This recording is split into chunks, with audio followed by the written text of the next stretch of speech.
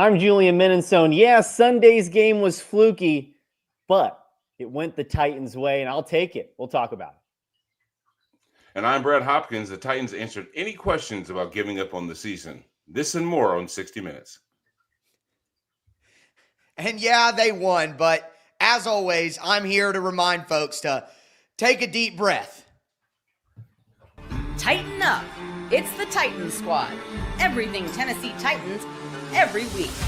Covering all the big hits and game-changing plays from the heart of Music City, the way only the Locked On Podcast Network can. Squad up.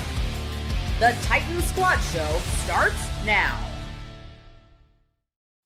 Welcome to the Titans Squad Show. As you heard off the top right there, I'm Julian Menensone, joined by Brad Hopkins and Tyler Rowland here early on a Tuesday for you, recording this.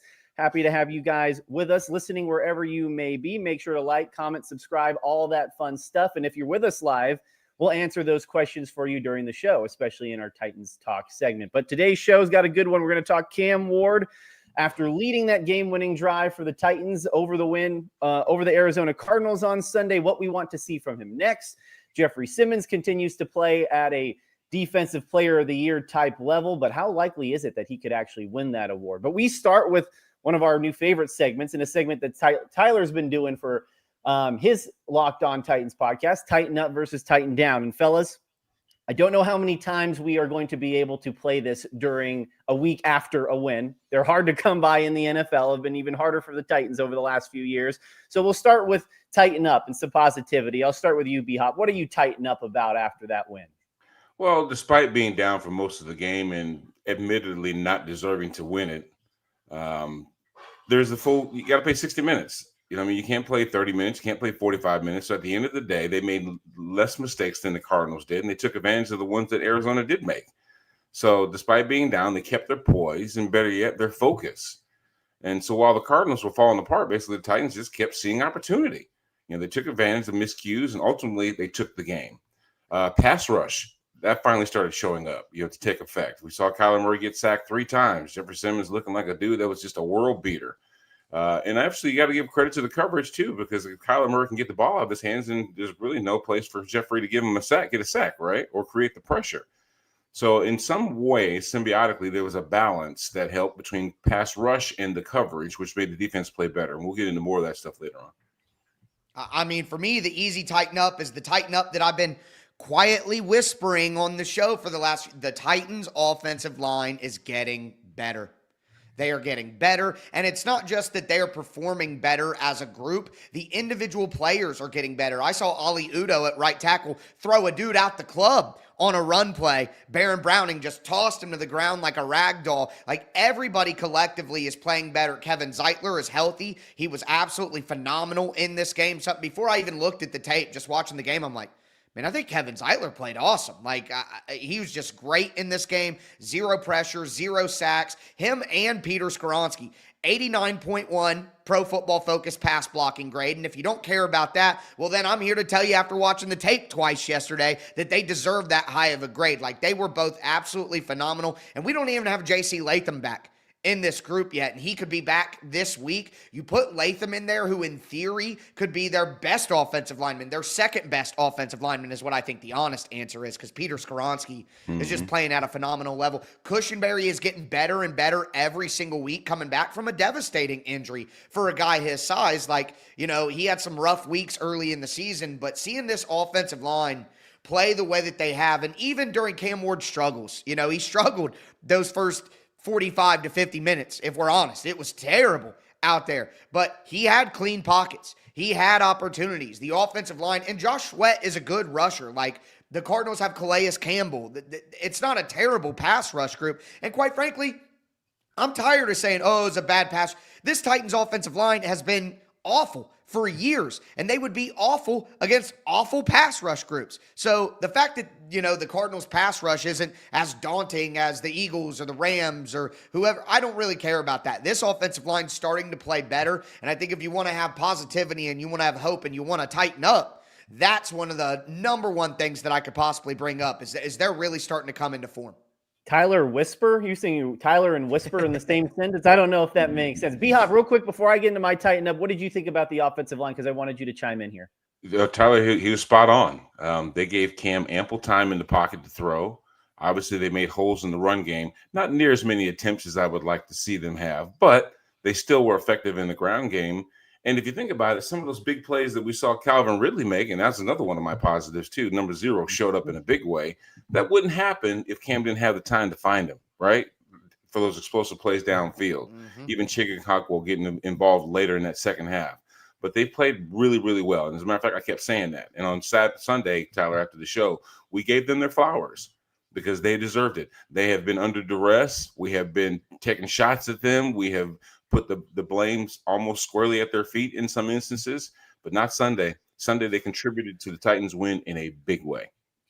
Yeah, as far as my Titan up, the best players played better, and that's what the Titans needed, right? The margin for error is so small in the NFL, and particularly for this team, that they needed their guys to show up every week. And Jeff Simmons continues to show up, like we just mentioned. A sack and a half this past week. That's 3 for the year. L'Jarius Sneed, after dogging him a week earlier, makes whether he had an effect on DeMarcado dropping the ball over the goal line or not, it's the effort, right? The extra effort to make that play. Cam Ward didn't have a great game from the start, but he showed up when it was money time.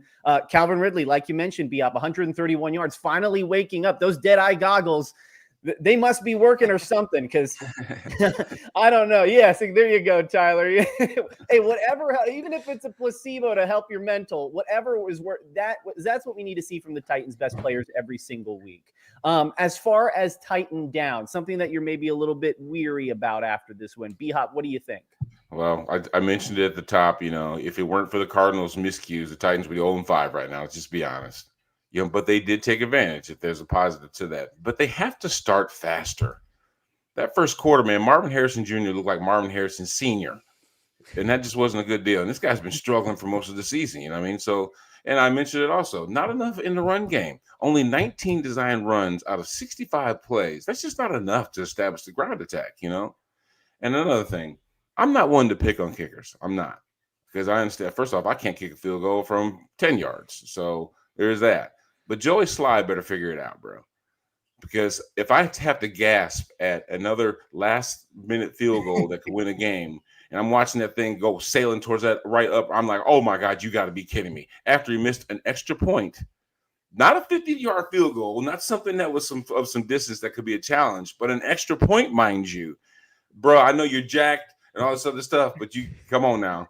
Y'all got to figure it out. I hate to see them be looking for another kicker. And at the end of the day, what kicker is at home sitting on his couch right now that's going to be better than Joey? So he better figure it out. I have one name, and I know it's a little controversial, but Justin Tucker. I mean, he's out there. He's posting videos.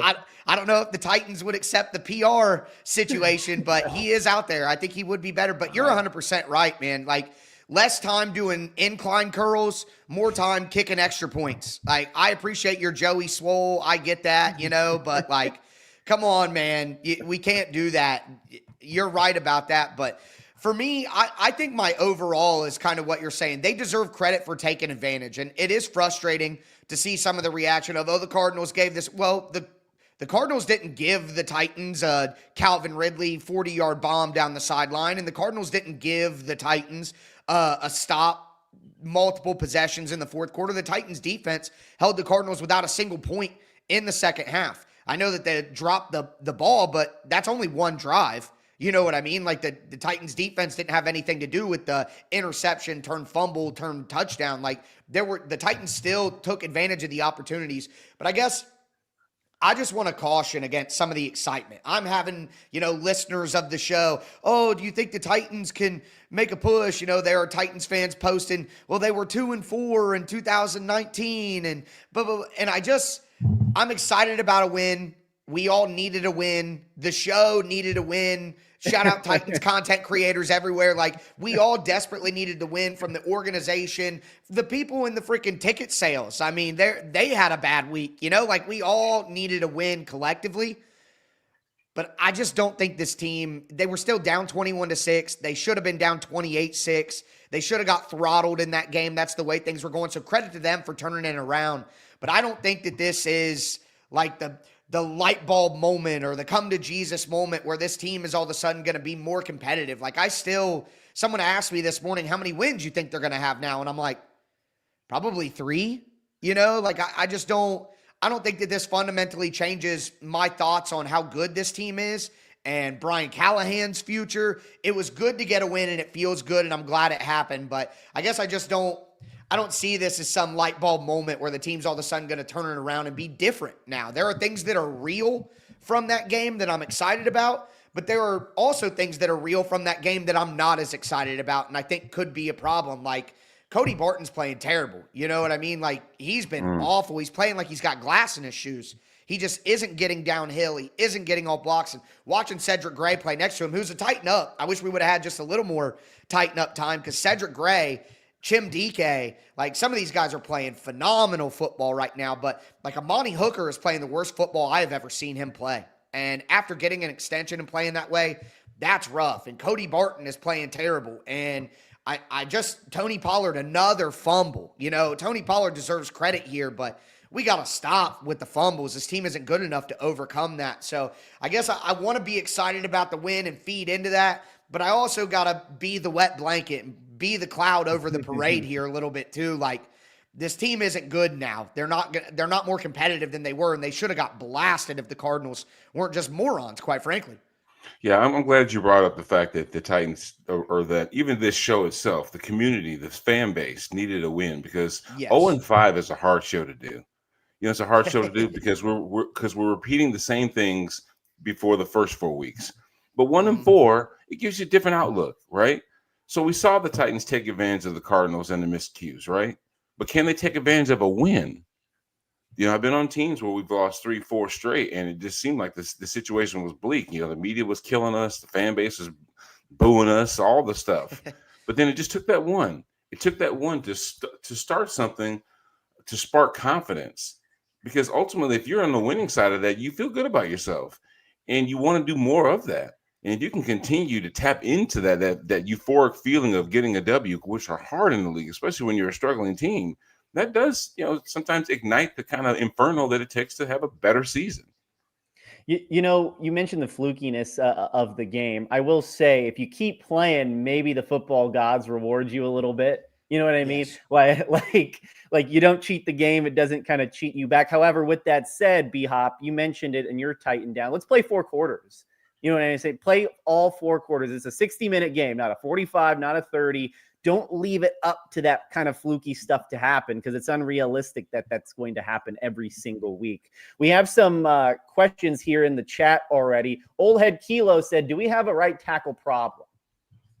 Yeah, the right tackle's injured. That's a problem. Yeah. Even though Udo's throwing people out of the club, we got to see that week in, week out. And we've seen more of him getting thrown out of the club than the reverse. So I think that they obviously need to get healthy, meaning get J.C. Latham back in the lineup. I thought he started to make some strides, making his transition from last year's left tackle starter to this year's right tackle starter. But think about it. He got lost to injury earlier in the year, which means it takes some time to build up that cohesion on that right side that he's going to need to have with Kevin Zeitler to make sure that they're solidified on that side. So they need to get healthy. Is it an issue? It potentially can be, especially if we don't see improvements from 1 week to the next from his backups or even get JC back in the lineup. I think JC is going to play this week. It sounded like he was pretty close last week. What I would say is, boy, they could use him because last week against the Colts, Max Crosby spent about 80 to 90% of his time lining up on the defensive left, which is the offensive right, if you want to look at it. And, Ali Udo had a good game this week. I want to give him credit. He looks like a good backup tackle for the team that I would feel pretty confident in to step in a moment if they needed him. But Max Crosby is a different level of animal. He's one of the top 3, top 4 at max defensive ends in the NFL. So I think getting J.C. Latham back, and I think they still need to help Latham out a little bit if it's his first game back and he's going against he's going against Max Crosby a ton. But I wouldn't say that they have a right tackle problem right now. I think Udo's a pretty good backup. They just need their starting right tackle, who should be one of their best players, back in the lineup, and we'll see if they still have a problem then. Real quick, Julian, you know how many sacks the Raiders had last week? Zero. And for a guy like Max Crosby, like you mentioned, Tyler, that prides himself on getting the quarterback down, he's going to probably test every single one of those cats up front to see which one of them is the most vulnerable. And I'm betting that he lines up on that left inside. You know what I mean? Left end, like you said, Tyler, on the defense, just because he's going to test it. Now, what's going to happen with that is what? It's going to change schematically what the Titans are able to do on offense, because they're going to have to account for that dude being out there. So if that means there's going to be an extra blocker, that means there's one less dude downfield in the pass game. So if that means that the running backs have to pay close attention to chipping on the way out to the flat, that's just one more thing that's going to affect the timing of plays that could ultimately be big situations. Now, could they take advantage of that? I would take advantage of the pass rush by RPOing, by having those design runs from number one that slow down that pass rush. Because if you don't know that he's going to go screaming by you because you're running the field with your ears pinned back, then that makes the defense take just that half a second to see exactly what this play is. So play action, RPO, that kind of thing is going to help in protection because they're going to need it this week.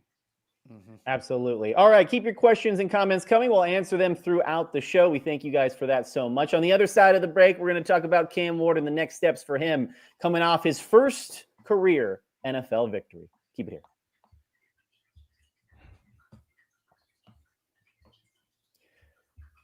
All right, this episode is brought to you by PrizePicks. Every day we make decisions, but on PrizePicks, being right can actually get you paid. Don't miss the excitement of this football season with PrizePicks, where it's good to be right. Playing PrizePicks is such a fun, simple way to add more excitement to football. You just pick more or less on player projections like Josh Allen's passing yards or Saquon Barkley rushing for a touchdown, and you're in the game. It's also a fun way to follow other players in the app and copy and paste their lineups with just one click. Sounds pretty good to me. Download the PrizePicks app today and use code LOCKEDONNFL to get $50 in lineups after you play your first $5 lineup. That's code LOCKEDONNFL for $50 in lineups after your first $5 lineup. PrizePicks, it's good to be right.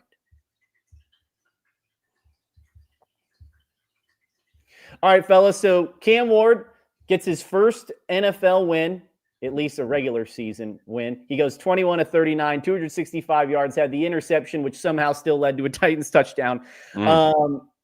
He led the comeback in the fourth quarter, multiple scoring drives, including the game-winning drive. What impressed you the most about his performance on Sunday? Tyler, we'll start with you. Resiliency.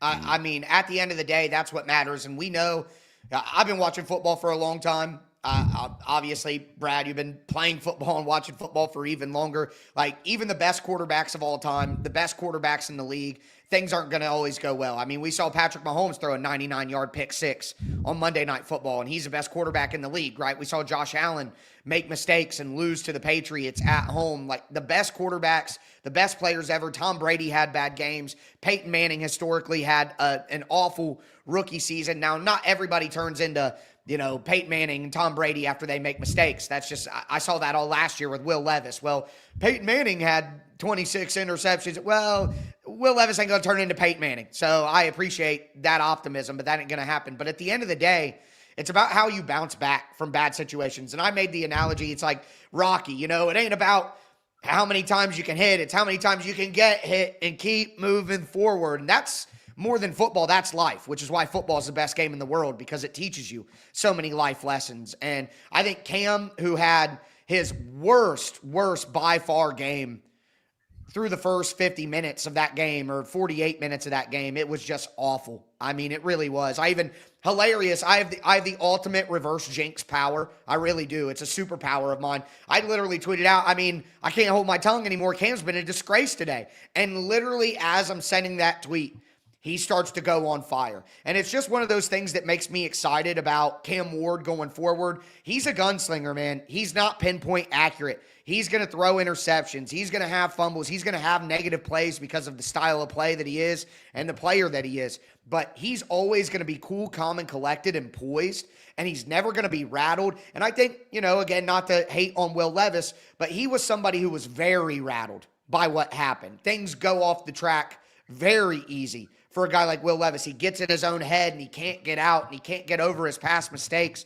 Cam doesn't even care. He's like, oh yeah, I was bad earlier, whatever. Time to go play now. And I think that resiliency and that poise and never feeling like, I'm on to the next play. Short memory. Cam really does have a short memory. He doesn't care. I think that's super important because not everything's going to go great in football. It's not always going to be perfect. And for him to be able to bounce back from these situations and play his best in the biggest moments and be clutch when it matters, I think that was incredibly impressive for a rookie.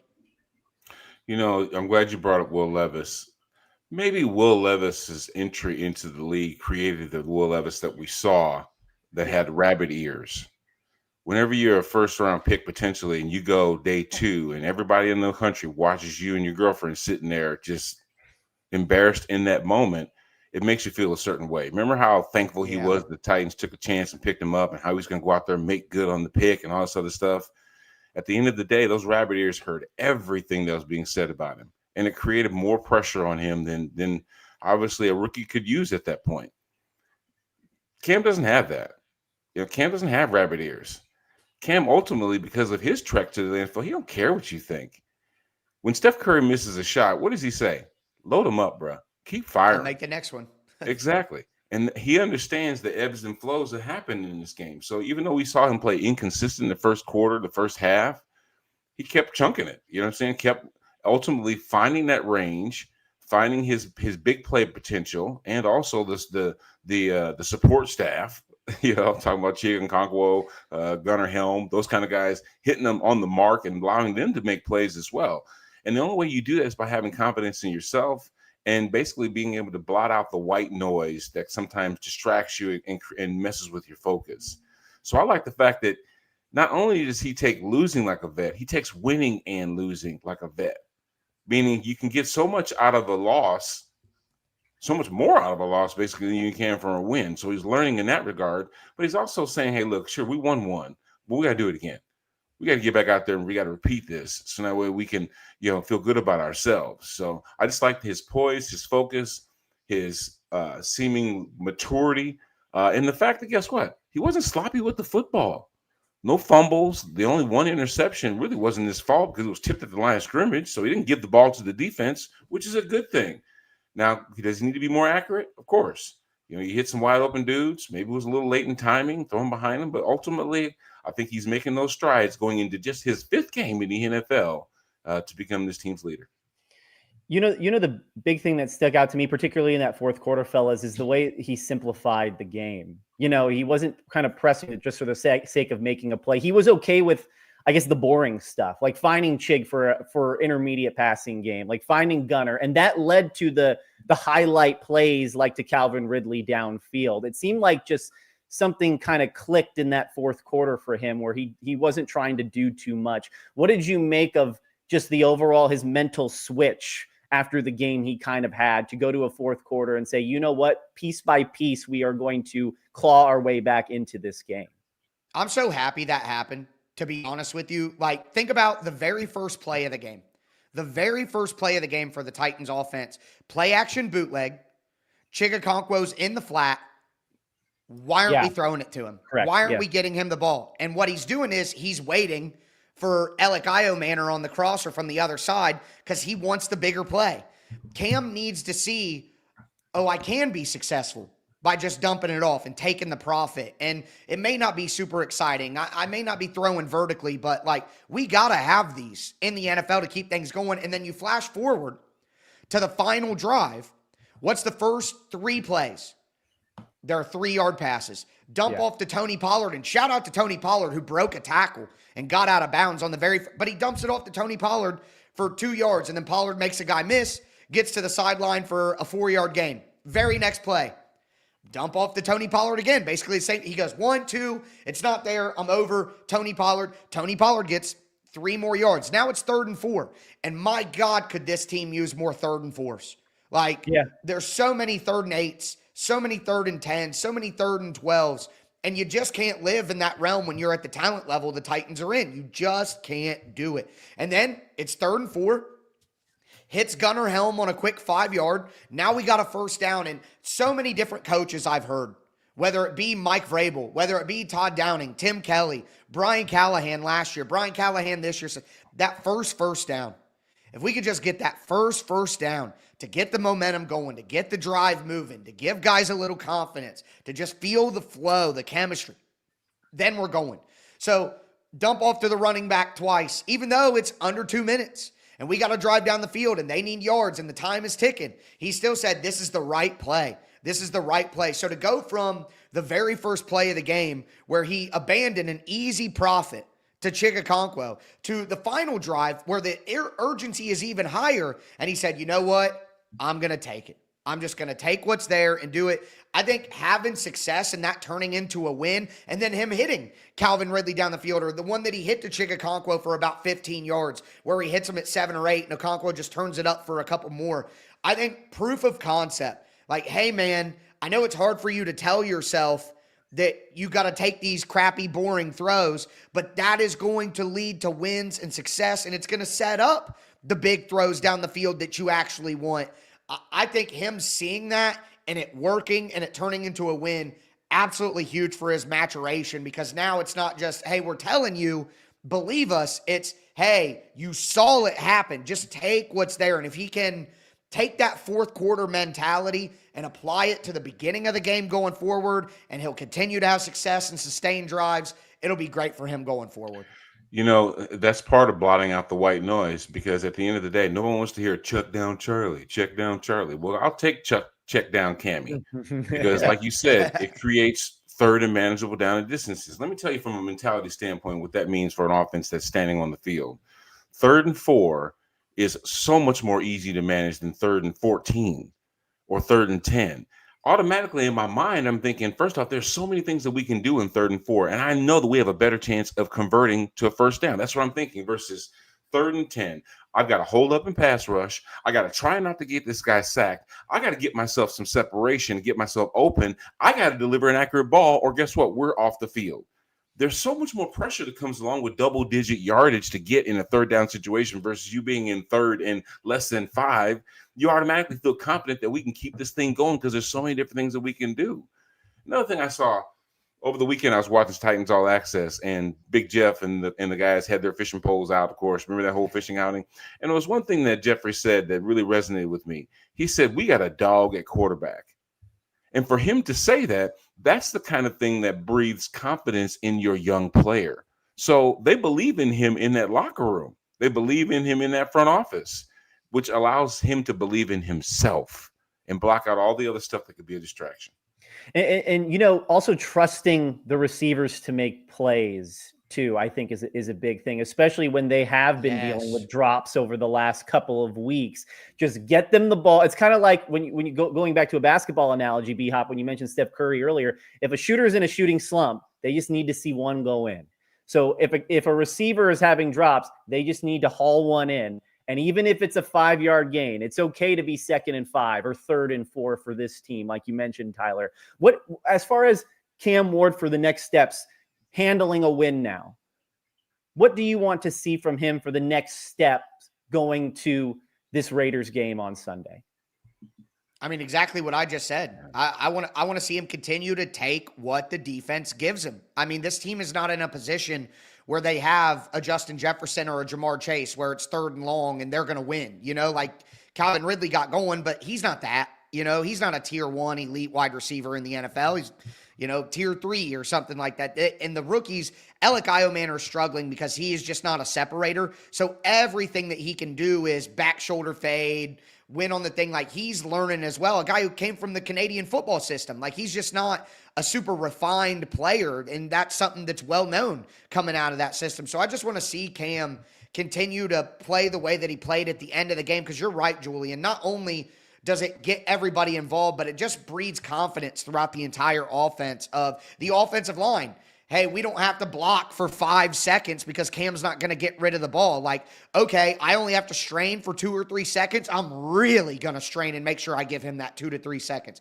Oh, I'm a running back on a check down. I'm a tight end on a sit down route. I'm going to give that extra effort because I might get the football. He might dump it off to me, and then I'm going to make a man miss, and then I'm going to fight for extra yards. Like, I just think getting everyone more involved, letting everyone understand that you are important to this play, I think that's just crucial for the mental aspect of the offense as a whole going forward. And Cam Ward is in control of that with his decisions. That's the burden of being the quarterback. Yeah, and there's no such thing as a perfect game. It just doesn't exist.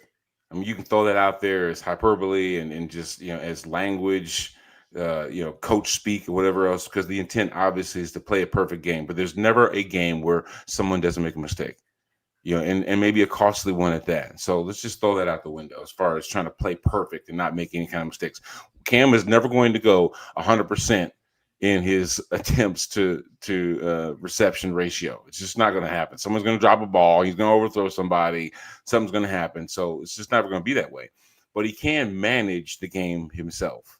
Okay. And like you said, there's going to be a heated pass rush this weekend because those guys feel a certain way about them not getting on the sack column last weekend. And Max Crosby, like you said, is one of those guys that can heat things up. So that means that Cam's got to be smart. He's got to understand, first off, the Raiders even know that we're going to try and take care of Max Crosby.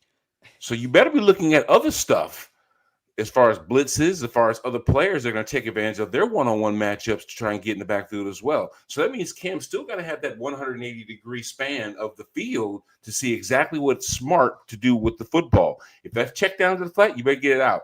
If that tight end makes himself available on that seam route, immediately get it out of your hands. You see what I'm saying? Go through your progression quick enough to where you can see all your options before it becomes a problem. And they can do that. Sometimes it is just about timing. If you hang with one receiver too long and this guy over here was open and then that guy ultimately never comes open, you're either going to get a sack or something happens. Or you can just get going and use your feet and start letting that pass rush go by you like we saw last night with Patrick Mahomes. How many times did we see Patrick Mahomes let the pass rush go around him? Trevor Lawrence scored on a fumbled snap. Well, it wasn't even a fumble snap. The guard steps on his foot, and the boy gets up and goes and wins the damn game. Are you kidding me? That's just having vision. That's understanding. He said immediately that he was going to go throw it out of bounds to stop the clock, right? But guess what? There was nobody standing around him. So we need to have that kind of observation about what the defense is doing, take full advantage of that, and then Cam will be better for it in the end. Brad, and I'll tell you, I think that if I'm the Raiders, I'm going to use Max Crosby because I know the Titans are going to be so attentive to him as a decoy. If Max Crosby is on the defensive left, the Titans are probably going to slide that protection to the right so the guard and the tackle can kind of double team Max Crosby. Well, I'm running a delayed blitz off the right-hand side to attack the left side. If I know you're sliding that way, I'm going to bring a slot corner from the opposite side. So you slide three guys over and leave a 2-on-2 on the other side, and then I'm going to bring a third. So if Cam doesn't get the ball out of his hands quickly and use his legs to take advantage of less people out in the back or in the defensive backfield, I think it's going to be difficult, but there's going to be opportunities to do exactly what you're saying based on what I think the Raiders are going to try to do here to attack the Titans offensive line. We had a comment. Somebody said about the Trevor Lawrence touchdown. Mike Bell said the baby giraffe touchdown, calling that one. Yeah, okay. You know what, though? Sure, you can call him baby giraffe. He was stumbling around at first before he got to his feet, right? But he turned into a ball carrier. And how many times did we see him effectively take advantage of the pass rush last night and get big yardage with his feet? The dude's fast. He's big. And he made some mistakes last night, So he sure did. Let the clock expire when you inside of 20 seconds, bro. What are you doing, man? You got to delay a game when you're in the red zone. You better knock it off, and that happens all too often for him. But he found a way to win and beat the dreaded Chiefs. I think his biggest mistake might have been picking his nose live on camera. Oh that's my probably God. That's probably the worst mistake of them. They're wrong for that. No. Now, first off, picking your nose in public, you got to be careful about that, especially when you're a quarterback in the National Football League. But they were wrong for hanging on him as long as they did. I was yelling last night, no, because I'm going to tell you what, fellas, and you were all thinking it. If he ate that. Oh, God. I'll tell you what, that video producer in the back was probably camera 3. Hold on camera 3. Just hold it. Hey, Julian, let me ask you, because you're in TV, of course. Is that suable? Can you sue a network for defaming you like that? Because I always thought that if a guy was doing something like that, they're supposed to take the camera off of him immediately. I mean, that's probably the moral thing to do, is to take it off of him. It's the same as somebody flipping the bird. That's kind of, you don't want to see that, even though viewers want to see that. I mean, he was just going to town in there, and they didn't get the camera off of him. That was foul. If it bleeds, it leads, Brad. If it bleeds, it leads.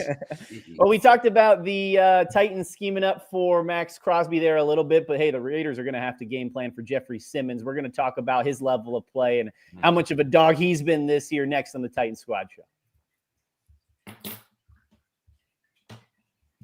All right, Mazda crafts cars for those who do more than simply move. You can make everyday drives feel like anything but, from smooth handling to intuitive controls. With all-wheel drive standard in every crossover SUV, you can drive with confidence through almost any season. Like our players, we sweat every detail because when you make every move count, impossible becomes irrelevant. Mazda, move and be moved.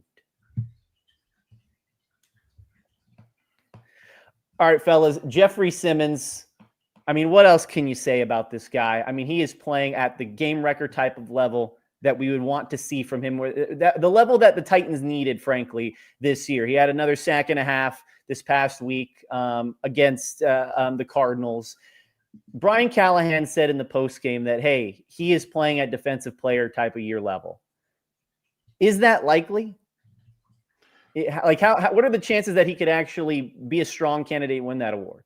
Long season, there's a lot more football left to play. But what Brian said was true. He's playing at a defensive player of the year level.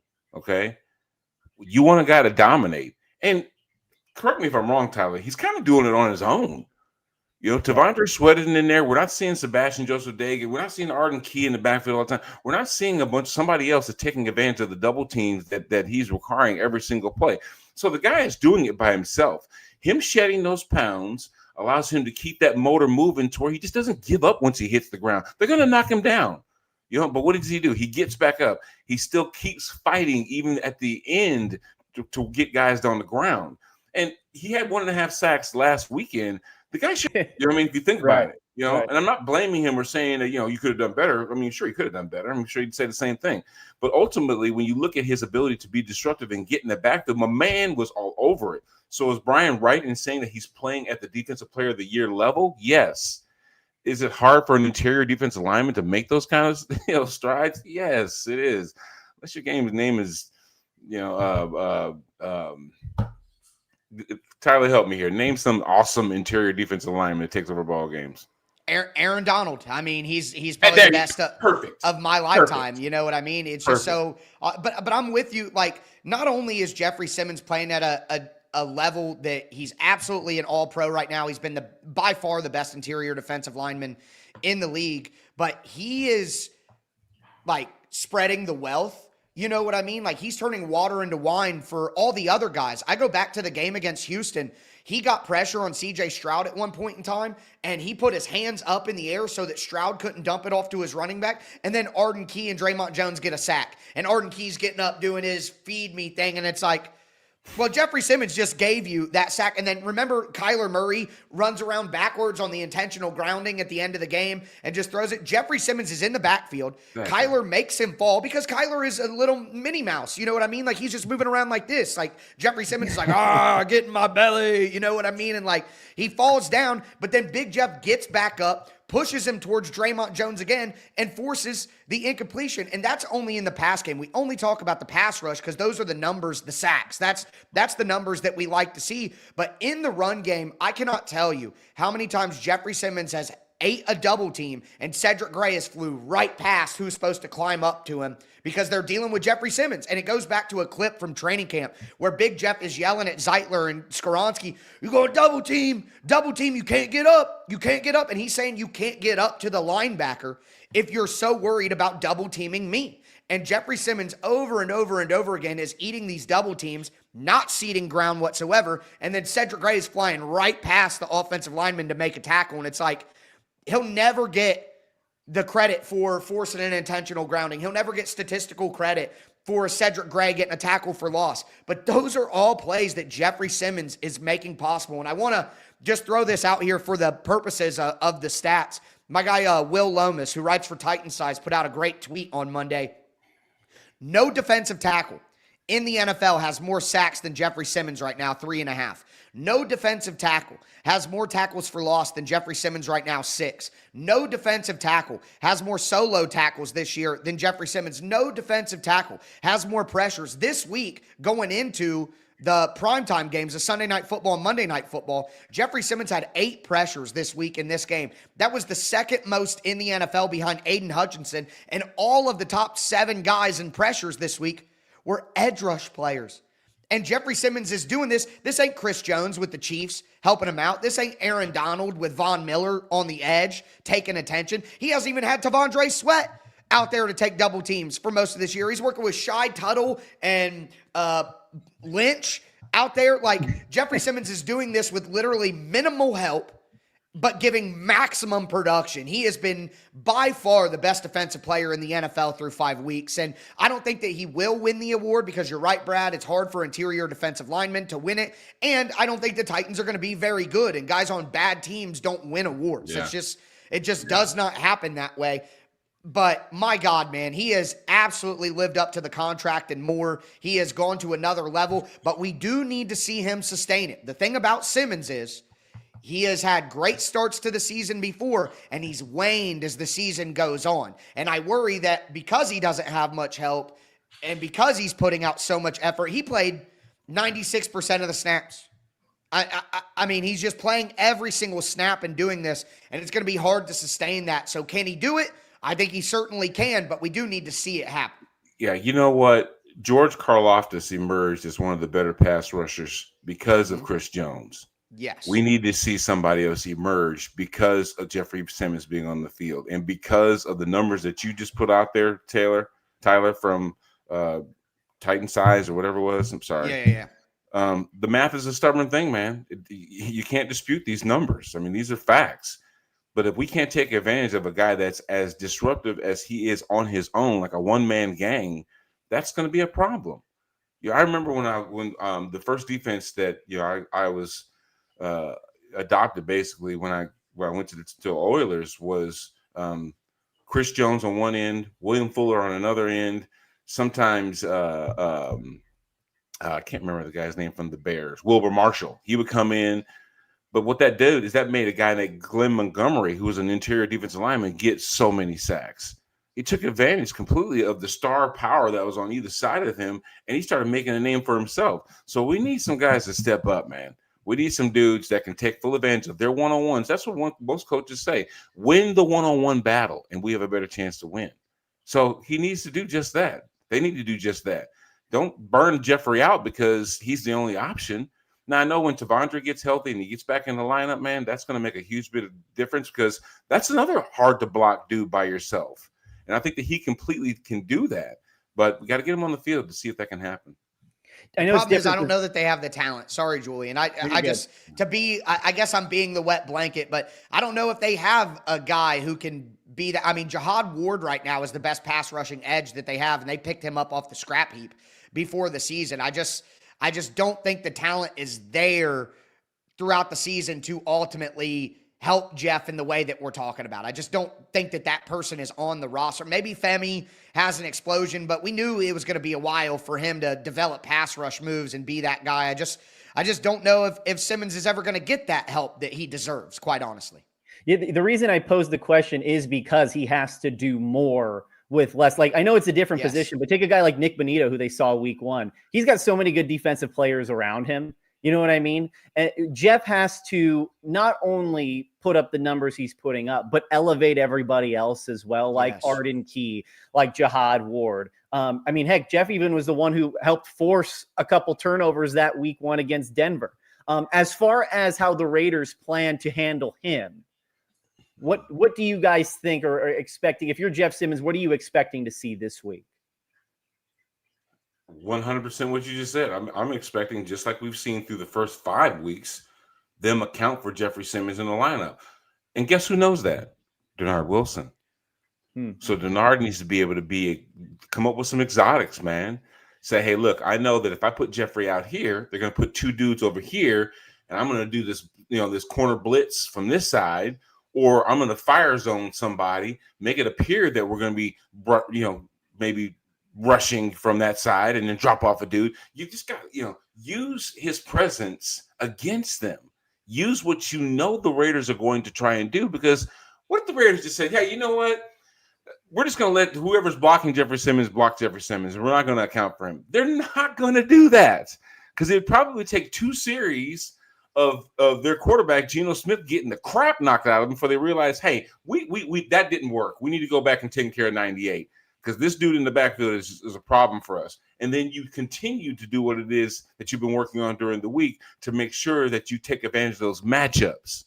That's everybody. And the thing is, it's not just Jeff up front. It's not just the pressure from the front four. It's guys in the back end making sure that Geno doesn't have anywhere to go with the damn football. You see what I'm saying? The longer that he holds on to the football, the more opportunity they're going to have to get him on the ground up front. But that means you've got to be excellent in coverage. You know, if you're running the cover 2, make sure that those safeties are high up there to help in those corners that are now impressed. Or if you're running cover 4, where you got dudes in the back that are just making sure that the ball doesn't get behind them. Cover 3, you've got one single high safety, right? And you've got dudes that are either in run support or just at the line of scrimmage, making sure that bump and run coverage is paramount. You got to be doing all that you can do in the coverage to make sure that that quarterback holds onto the ball so that way you can get him on the ground. I think, like we talked about just a second ago with Max Crosby, the Titans need to, how would I say this, plus the Jeffery Simmons effect, especially Colton Miller, who's a pretty good left tackle for the Las Vegas Raiders. He's going to be out. So they got Stone Forsythe, their backup tackle, in at left tackle. I think Jackson Powers-Johnson, who's their right guard, is a very good player, drafted last year in the second round, but he's not good enough to deal with Jeffery Simmons one-on-one. So I'm putting Jeffery Simmons over the right guard in his 3 technique spot, and I'm going to have the Raiders slide to Jeffery Simmons because they're going to need to help on him. And then I'm bringing a corner blitz from Roger McCreary on the back. The Titans played so much big nickel, which if you don't know what big nickel is, folks, in the comments, that's where you have 3 safeties on the field instead of that slot corner. You're in nickel with 5 defensive backs, but it's 2 outside corners and 3 safeties. I'm bringing Amani Hooker on blitzes off the slot. I'm bringing Cedric Gray up the opposite B gap of Jeffery Simmons. I'm going to make the Raiders slide their offensive line to help Jeffery Simmons, and then I'm going to blitz off the other side and make that backup left tackle win a one-on-one matchup or get out to take a cornerback.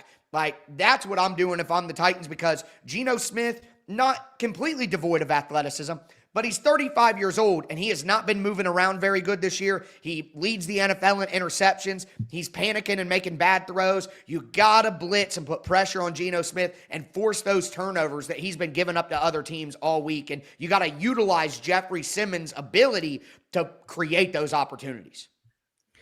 We have some questions in the chat. We're going to answer those next on our Titans Talk segment. Don't go anywhere here on the Titans Squad Show. We'll keep it.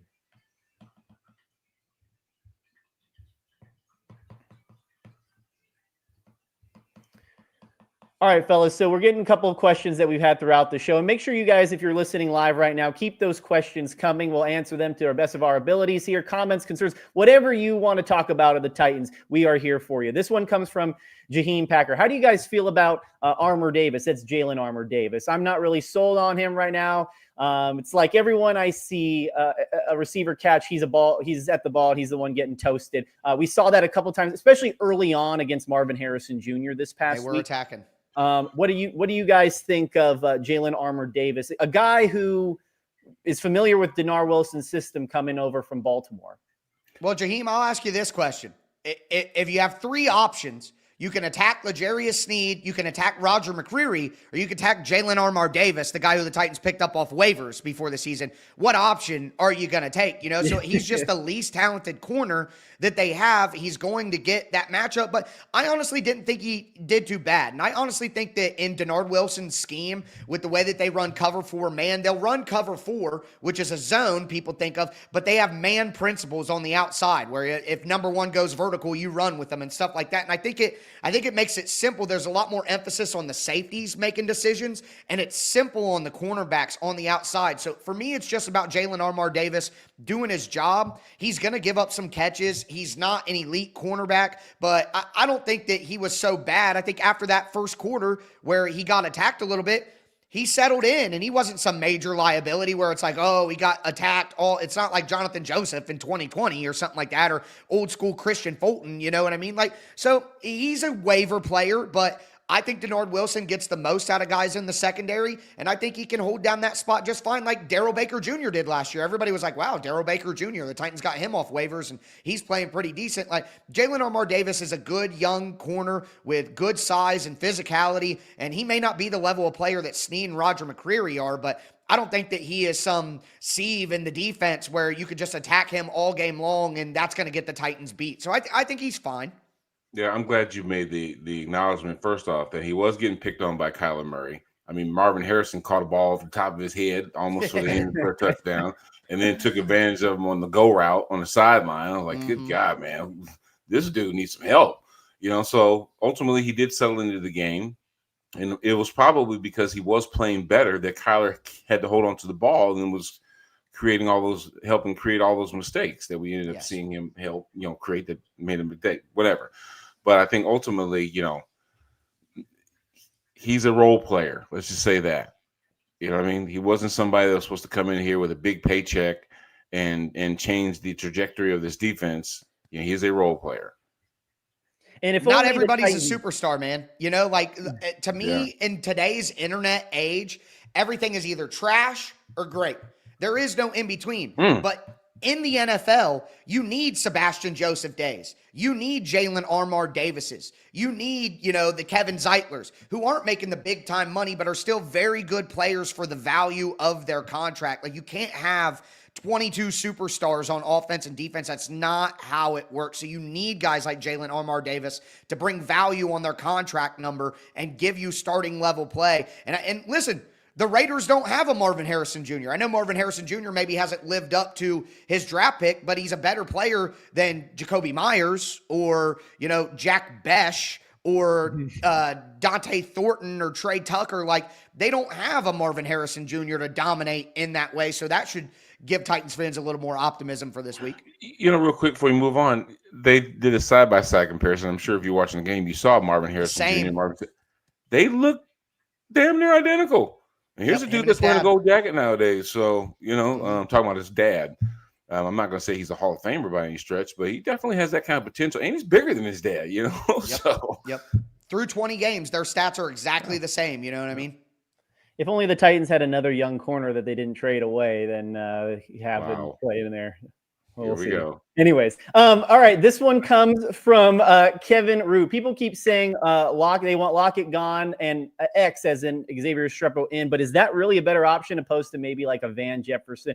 Guys, the comments keep coming for Xavier Restrepo every single day, but it just doesn't seem like there's a spot for him right now. Well, I mean, Tyler Lockett is playing on the outside too, and Restrepo can't do that. I mean, at some point in time, I think those comments are right. Like, we got to worry about what's best for the team going forward, and we know that 34-year-old Tyler Lockett is not making an impact. He's not doing a lot. He's not able to separate at this age consistently, and at some point, I would like to see Restrepo out on the field, but I also have to acknowledge what I want and what the team is going to do are not always the same. Like they just trust Tyler Lockett as a veteran to know his role, know his responsibility. He can play multiple positions. You can, like on the Calvin Ridley seam throw, not the one down the right-hand sideline at the end, but the one that he hit down the seam on the first touchdown scoring drive where Tony Pollard capped off the touchdown. The big throw down the middle of the field to Calvin Ridley. Calvin Ridley was in the slot there, and Tyler Lockett was on the outside in the Z wide receiver position. Can Xavier Restrepo play in the Z wide receiver position? Does he know that? Does he know all the different roles, or does he just know the slot? And that's stuff that we can't know from behind the scenes. But I think certainly if the Titans get into the final month of the season and they have 2 wins, you know what I mean? Like Tyler Lockett isn't going to be on this team next year. Tyler Lockett's going to be 35 years old. He might not be in the NFL. Why wouldn't you give Xavier Restrepo a shot at that point in time just to see, like, he's small, he's slow. There's a lot of wide receivers in NFL history who were smaller, slower guys, but they just get open. They just catch the ball. So I think that there are realities here, like Restrepo can't play special teams. He probably can't play on the outside and have multiple position versatility, and all that is true, but what he can do may ultimately help this team more in the future, and that may be a consideration that they have to at least think about as we get later in the season. But right now, they're not going to give up on any of their current ideas this early. When you look at just the receiving core itself from top to bottom, nobody stands out. So at the end of the day, you can't say that Xavier Restrepo is the best receiver that the Titans have, right? There are a bunch of guys that are playing that are better than he is, period. And even they're not distancing themselves. I mean, Calvin really doesn't even have a touchdown yet. They have 2 touchdowns receiving and 2 touchdowns rushing. So at the end of the day, the offense isn't clicking like it needs to. And I'm not going to say that Xavier Restrepo is a guy that's also going to turn everything around. So at the end of the day, if I saw somebody getting some separation and he needed help because he's the one dude that's making plays and making things happen, and they need some compliments because defenses are going to start getting smart and taking him away, that's not the case. There's nobody that is just the clear out leader in the clubhouse to say, hey, look, I'm the go-to guy. I'm the person that when it gets down to it, I need the ball in my hands and you need to find a way to get it to me. We don't have the same situation going on in Nashville that we do in Philadelphia, where A.J. Brown is like, bruh, if you don't start throwing me that damn football, you know what I mean? And now Jalen Hurts is thinking in the back of his mind every time he drops back to pass, I got to find 11. I got to find 11. No, that's not the case here because we don't have that dude. And that's It'd why they be nice lost. to have that. Huh? That's why the Eagles lost. Saquon Barkley carried the ball 6 times because they're trying to force the ball to their angry 4-0, and you're mad about not getting the ball. The disease of more, man. After you win a Super Bowl, people don't care about that. Oh, if we're winning, I'm happy. No, we won already. I need more. You know what I mean? Like, it's crazy that they lost that game and they're not running the ball, which is what they do best because they want to appease a wide receiver who's angry about being 4-0. It's just side note on the NFL, but that was just crazy to me. No. It's 100% because think about it. When all the attention goes to Saquon Barkley, we're talking about the magical year he had, and the light isn't as shining as bright. Yep. Those guys want to be like, hey, I'm out here too, man. I want some love too. Right. I get it, but that's it takes a selfless player to win in spite of himself. Quickly before we go, from each of you guys, the Titans, if they are to win on Sunday, it's because of what? Tyler, we'll start with you. Because they blocked Max Crosby. I mean, it's that simple to me. He is the one player on that team that can dominate. And I'll say this too. They stopped Ashton Genty. He is capable of running on them like Jonathan Taylor did a couple of weeks ago. And if they let the Raiders do that, they're going to let Geno Smith, who's playing bad football, off the hook. And if they let Max Crosby wreck the game, I mean, you're screwed. So it's stop Ashton Genty, stop Max Crosby, and you have a chance to win the football game. B-Hop. Titans have to have well over 100 yards rushing. I was going to say Tony Pollard, but if that's Tony Pollard, Justin Chestnut, Julius Chestnut, and Tajay Spears combining for 150 yards, it doesn't matter. Because that means is that, first off, on the road, you got to be able to run the football. That means they're protecting their quarterback and they're winning at the line of scrimmage. So if they're running the football effectively, then they're going to win the ball game.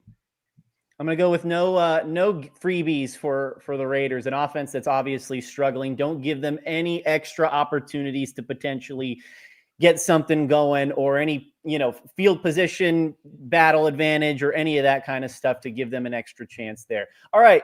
Zach Carpenter in the chat. He said, dang, missed the show. He was asking a bunch of questions on Sunday. Zach, continue to tap in with us Tuesday mornings and after game days on Sunday.